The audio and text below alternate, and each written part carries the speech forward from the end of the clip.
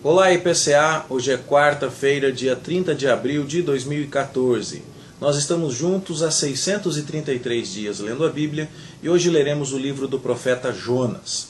Esse profeta Jonas é o filho de Amitai, que, como lemos lá em 2 Reis, capítulo 14, verso 25, ele profetizou na época de Jeroboão II, quando este era rei do norte no reino de Israel.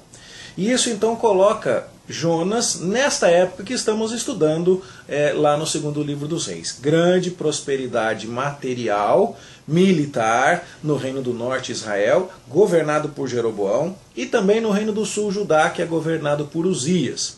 Conforme as próprias profecias de Jonas, Jeroboão expande os limites do reino e obtém muitas conquistas.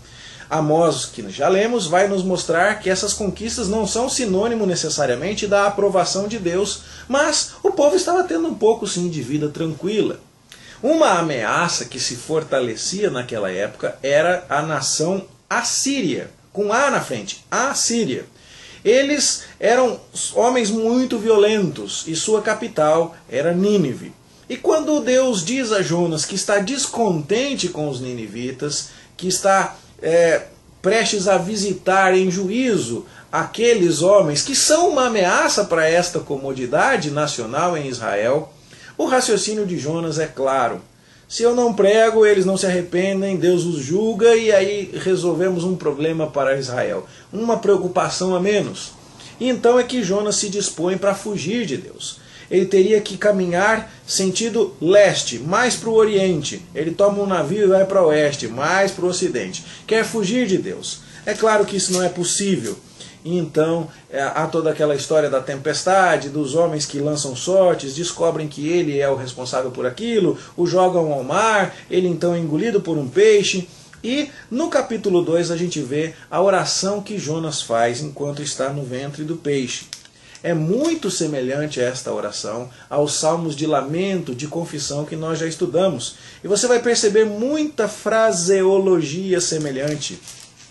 E muitas ideias comuns, como aquela de que quando sair desta situação de morte, de trevas, que Jonas vai ao templo para adorar e vai oferecer sacrifícios e vai comunicar aos outros a salvação que Deus lhe concedeu. Bom, a oração de Jonas é atendida, mas ele ainda tem que ir até Nínive para pregar arrependimento. E ele vai. Só que quando a mensagem surte efeito, ele fica descontente. Ele realmente não se alegra com a salvação e a preservação dos ninivitas, porque, como nós veremos um pouco mais à frente, quando tivermos chance inclusive de mostrar gravuras e descobertas arqueológicas, eram um povo de fato extremamente cruel. A tortura que impingiam aos prisioneiros, a crueldade com a qual tratavam os exércitos vencidos era realmente impressionante. E Jonas não está muito satisfeito em ver que essa ameaça à nação de Israel a qual ele pertence continuaria em pé. Então ele fica muito desgostoso, e isso é expresso na língua hebraica nos termos mais intensos possíveis. E acusa então Deus de incoerência. O senhor falou que ia julgar essa nação aqui, mas aí o senhor vai perdoar todo mundo, o senhor não vai fazer nada. E é como dizer, Deus, o senhor é incoerente. E aí então vem a lição da parte de Deus, que faz nascer uma plantinha para dar sombra para Jonas, enquanto ele fica esperando para ver se Deus vai castigar ou não os ninivitas. Deus faz uma plantinha para lhe dar sombra, e depois a plantinha morre, comida de um verme. E aí então Jonas fica com dó da plantinha, e Deus fala, rapaz, você tem dó de uma plantinha que nasceu ontem e morreu hoje, eu não vou ter dó dos ninivitas, uma cidade tão grande, com tantas pessoas e tudo mais. E aí então as lições essenciais do livro são essas, de que o povo de Deus devia procurar proclamar arrependimento aos outros, ainda que sejam seus inimigos, que Deus vai discipliná-los se eles se recusarem a oferecer essa misericórdia, porque na verdade o Senhor tem prazer na salvação do perdido, não simplesmente na salvação do povo de Israel, mas também na salvação de pessoas de outras nações. Essa foi a figura que o Senhor Jesus tomou no Novo Testamento para se referir ao seu próprio ministério. Do mesmo jeito que Jonas esteve 3 dias e 3 noites no interior de um peixe, ele estaria na sepultura. Mas quando Jonas saiu do peixe, os gentios creram nele, quando Jesus ressuscitasse, os gentios creriam nele também. Ainda que no dia de Jonas houvesse muitos israelitas não interessados em ouvir a voz profética, como havia muitos israelitas que também não estavam interessados em acatar as palavras de Jesus. E assim você tem esse paralelo. E é muito importante dizer, esse paralelo que Jesus faz entre a sua vida e a de Jonas nos remove qualquer dificuldade de entender este relato como literal. Estamos falando aqui de um fato histórico. Isso aqui não é uma parábola. Isso aqui não é o equivalente ao lobo mau e os três porquinhos, ou o equivalente ao filho pródigo que nunca existiu. Não, Jonas é um personagem histórico. O tamanho do livro, a complexidade do enredo, a identificação do personagem principal Jonas como uma figura histórica, dando o nome do pai dele e tudo mais, nada disso então nos autoriza a concluir que não estejamos tratando com fatos históricos. Eu creio sim. Eu creio que existia um homem chamado Jonas, que foi chamado por Deus e que esteve 3 dias e 3 noites dentro da barriga de um peixe sim.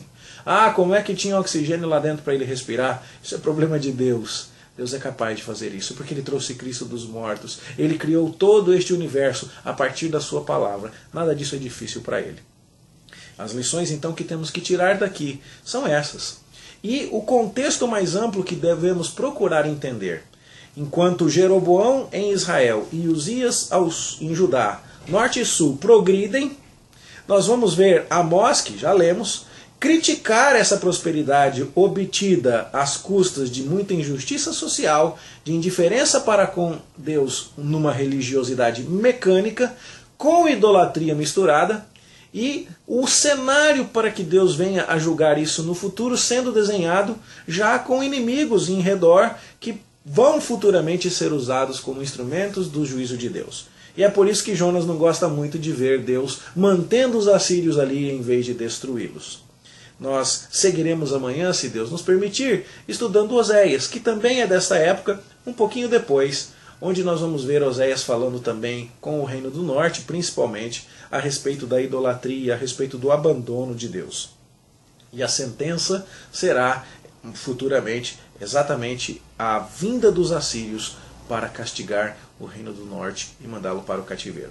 É justamente por antever esse tipo de situação que Jonas não ficou muito satisfeito. Mas, como servos de Deus, nós precisamos aprender a admitir e aceitar de bom grado a soberania de Deus sobre todas as nações e também a misericórdia dele. Quando recebemos uma ordem, vamos cumprir, porque os propósitos de Deus são muito mais elevados do que os nossos. E a submissão e a humilde aceitação da vontade de Deus certamente serão sempre o melhor caminho para a nossa vida. Isso é o que gostaríamos de comentar com você no que se refere a Jonas. Amanhã a gente se encontra, se Deus nos permitir, para estudar Oséias. Bom estudo para você e até lá.